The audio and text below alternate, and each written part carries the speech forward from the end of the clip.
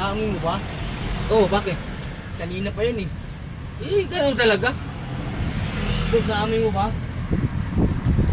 Huwag mo na lang pansinin kasi. Hindi ko nakakatiis eh. Ito, manid tong katabi ko eh. Kanina pa ako nagpaparinig sa kanya.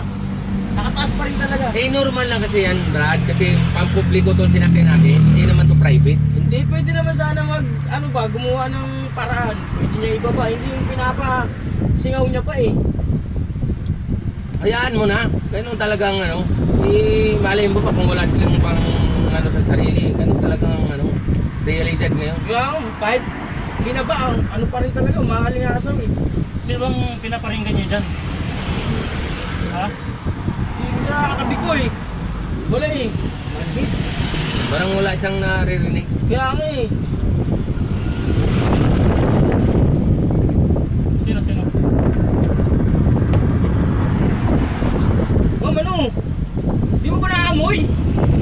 Nakapalo ka na. Yung ate. Kawawa naman yung babae sa inyo. Kawawa naman kami dito oh. Na ano ka ba? Hindi naman kita inaano ah. Mga ganyan.